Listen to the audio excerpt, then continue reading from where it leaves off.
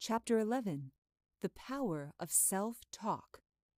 The way you talk to yourself profoundly shapes your actions and feelings. Self-talk can either reinforce harmful habits like smoking or empower you to break free and quit for good. By recognizing and reshaping your inner dialogue, you can change how you approach challenges, strengthen your smoke-free mindset, and transform your life. How self-talk influences your actions. Your thoughts directly impact how you feel and act. For example, inhaling deeply on a cigarette while telling yourself that you enjoy smoking strengthens your desire to keep doing it. Many smokers don't even realize they're running on autopilot, reinforcing addiction through positive self-talk about smoking. Cigarettes trick your body into believing they provide relief. They do this in two ways. Chemicals like carbon monoxide and nicotine create relaxation while heightening alertness, concentration, and energy. Smoking temporarily relieves withdrawal symptoms, making it feel satisfying. But this is a false sense of control. These physical effects, combined with self-talk, undermine your decision to quit. If you tell yourself, "This isn't a good time to stop," you reinforce the belief that smoking helps you cope with stress, even though stress is a constant in life. Whether big or small, stressful moments will happen, and if smoking remains your response, it will keep you trapped.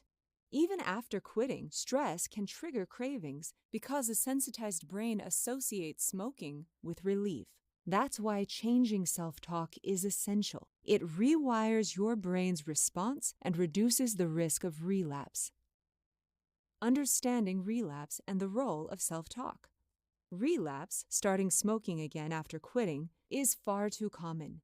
In the first year alone, rates range from 60% to 90%, and globally, long-term relapse rates exceed 90%. But here's the truth. People who relapse aren't hardcore smokers. They just haven't found the right help. Many don't realize they need support, while others rely on nicotine replacement therapies that keep them addicted. Limited quit smoking programs may offer help, but they don't always provide enough guidance for the complex process of undoing addiction. Relapse risk can be influenced by your environment and triggers, places, situations, emotions linked to smoking, friendships with other smokers who don't support your quit attempt, stress, anxiety, depression, and other mental health struggles, financial strain and deeply ingrained habits, biological and genetic predispositions. Each of these factors can increase relapse risk, but none of them have to define your future. By strengthening your self-talk, you can neutralize these risks. Each time you hear the old excuses creeping in, "Just one won't hurt," "I've tried quitting before and it failed," "I'm not ready yet," "Smoking helps me cope," recognize that these aren't truths. They are addictions speaking through self-talk, trying to pull you back into the cycle. And this is where you take control. Common self-talk traps and how to rewrite them. Telling yourself, "I won't enjoy social occasions without smoking," is a classic self-talk trap. The truth? Smoking doesn't enhance social events. It interrupts them. How can you fully enjoy time with friends if you have to step away to smoke? As an ex-smoker, you can prepare for social situations by focusing on relaxation, laughter, and connection without cigarettes. Many nicotine users unknowingly run programmed thoughts that keep addiction alive. But now it's time to capture any stinking thinking and break the cycle. Recognizing these thoughts and actively replacing them with freedom affirmations will reshape your mindset and strengthen your commitment to the life you're creating. Non-smokers who maintain balanced habits enjoy more energy, better health, and the freedom to focus on the things that truly matter. And soon, you will too. The key to success is consciously identifying your triggers, things that make you want to smoke, then using self-talk to override them.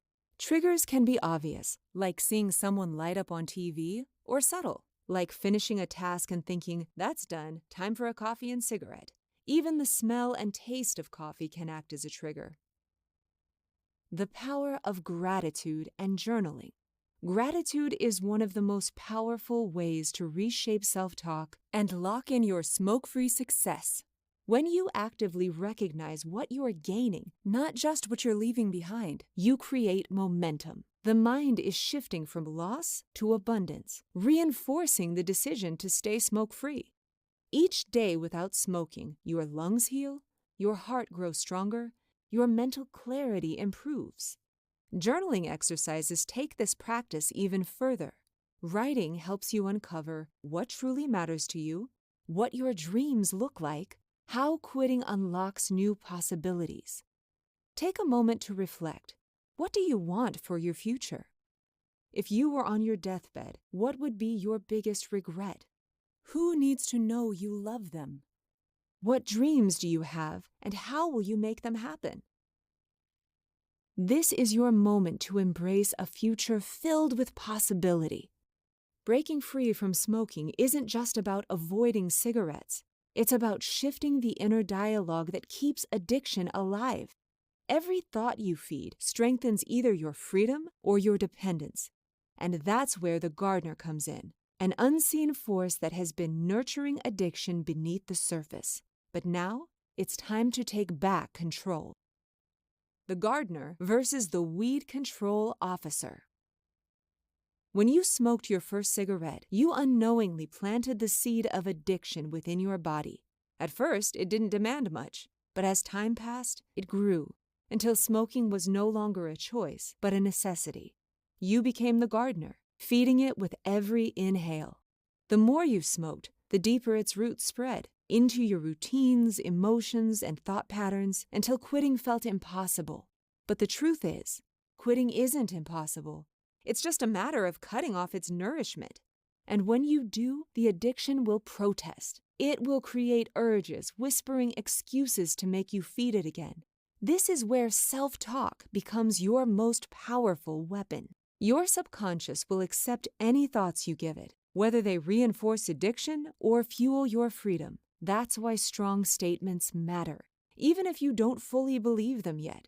Repeating them will reshape your mindset. You are not depriving yourself. You are not giving up anything. You are liberating yourself. You are taking back control. Tip: managing feelings of deprivation. Feeling deprived can trigger resentment toward yourself or others. If you start acting out, stop and check. Have you eaten healthy food in the last 2 hours? Have you had a big glass of water? If not, you may be dealing with low blood sugar or dehydration, not cravings. Take action. Eat something delicious, drink water, and care for your body.